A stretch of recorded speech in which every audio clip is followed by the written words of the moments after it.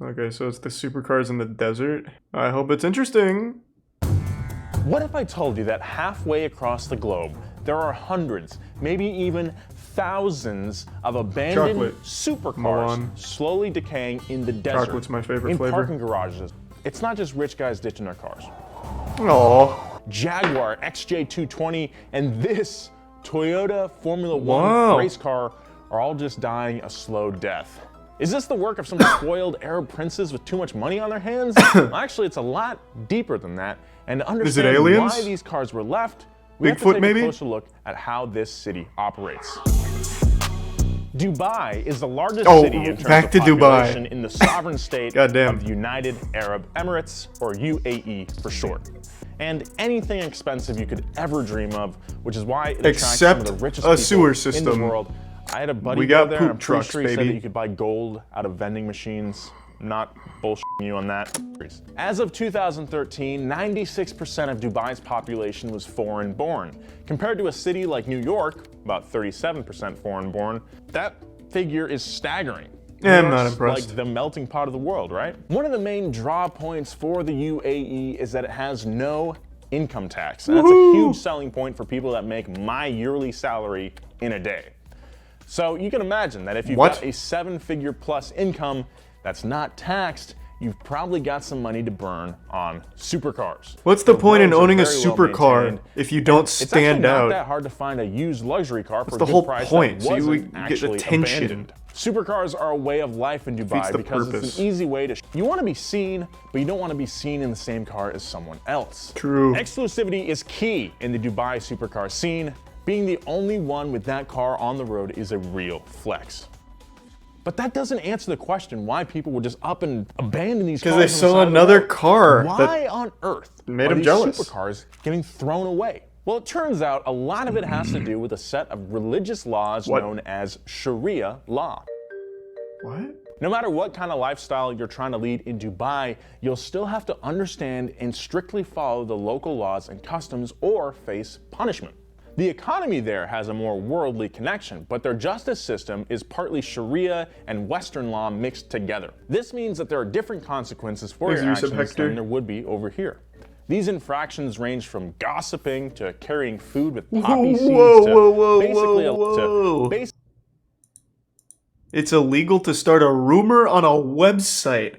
Oh, that's fucking big. That's actually huge. Goodness me.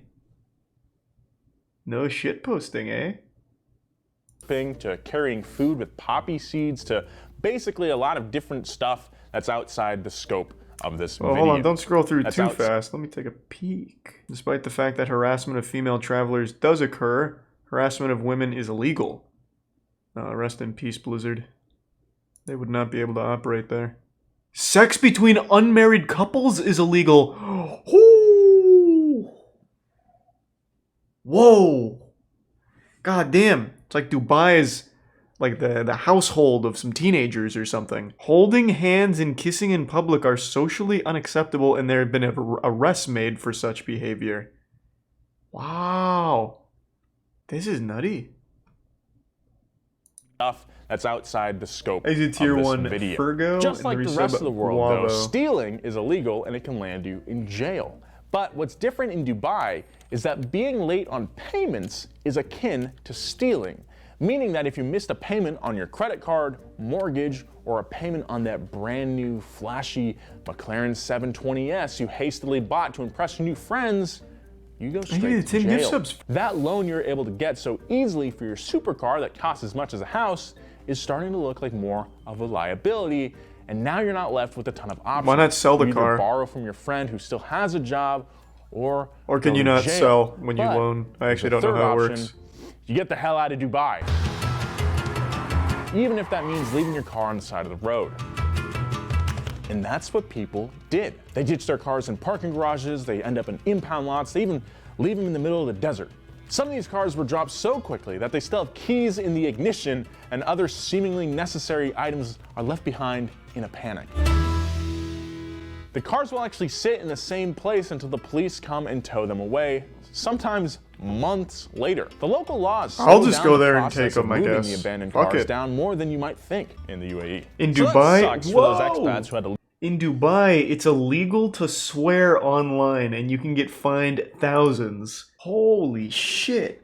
So there's 0% chance Twitter is allowed in Dubai, right? Like, there's no way. There's actually no way. It wouldn't work. I'm gonna look that up myself. That doesn't even sound real. They'd have to be monitoring everyone's social medias. British woman held in Dubai after swearing in a WhatsApp message. Oh, a woman was said to be fighting over the use of her dining room table at the workplace lockdown. And she swore and was held in custody. Wow. She went to jail! Yeah. You can be fined or go to jail for making any kind of like defamatory or swearing statements on social media.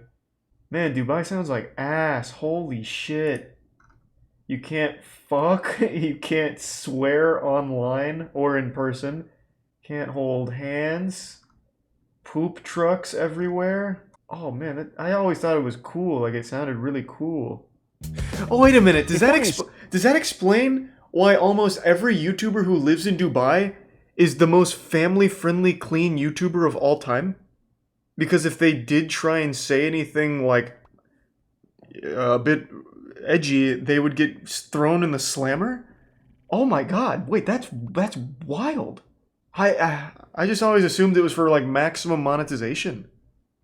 Spit and shake on it, the first thing you gotta do is actually find and the ride you want. And unfortunately, it's not as easy as pulling up a tab on eBay Motors, searching abandoned supercar and getting the pick of the litter. The first obstacle you'll encounter with any abandoned car in the UAE is locating the title. There's no telling the amount of time in between these cars being abandoned and being impounded by the police.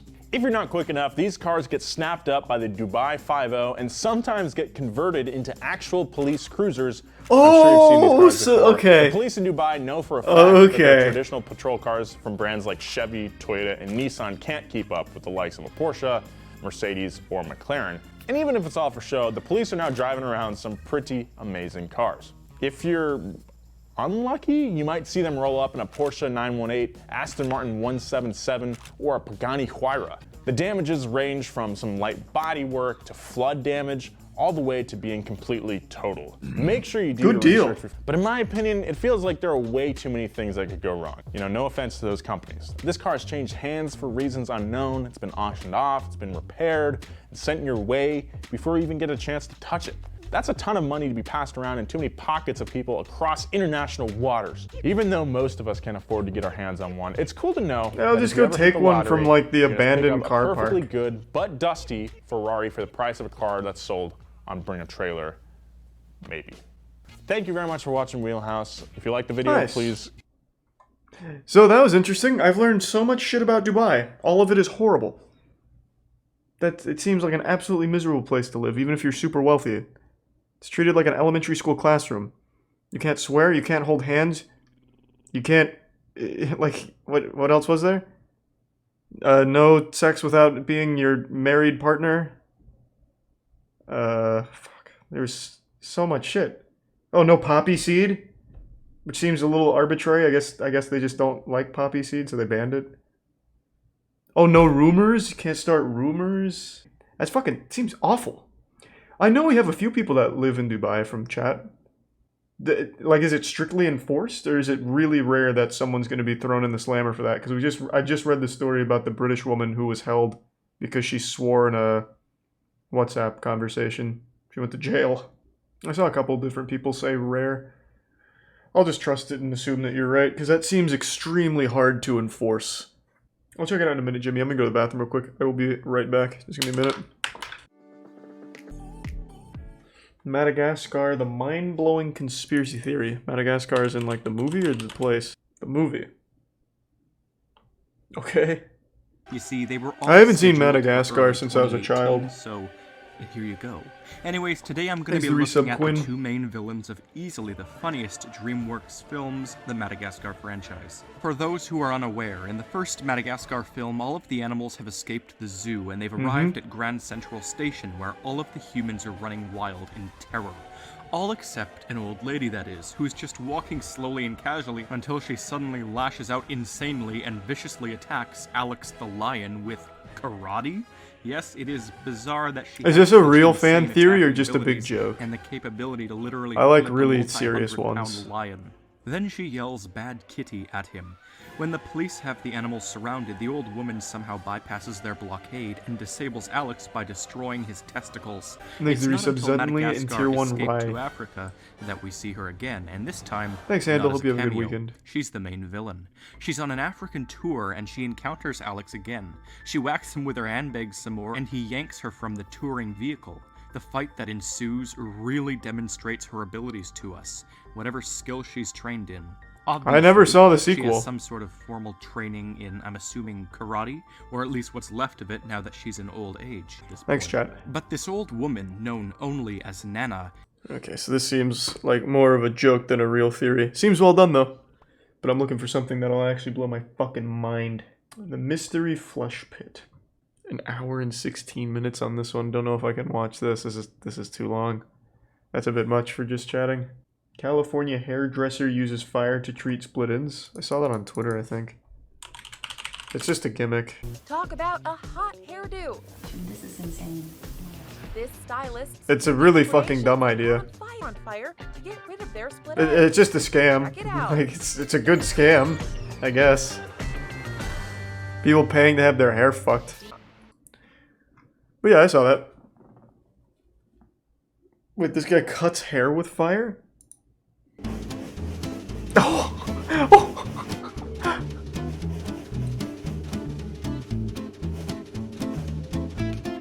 People will try anything for a gimmick. He's using a fucking flamethrower.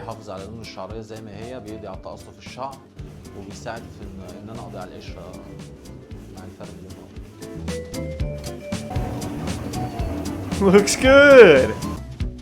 Of course it works. Pretty cool. Looks very effective. Also seems very common. How many barbers are using this fire gimmick? Wow, he's just straight setting a bonfire on this guy's head. Oh my god. Jesus Christ.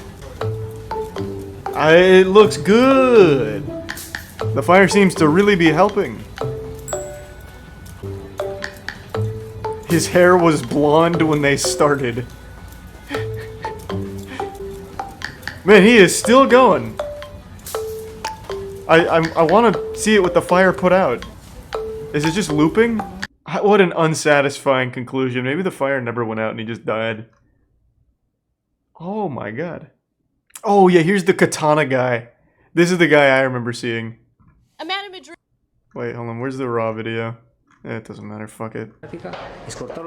Yes. Master of the blade. Now, oh god damn it. Jesus Christ. I just want to see the full raw video. When was the last time I got a haircut? Almost 3 years ago.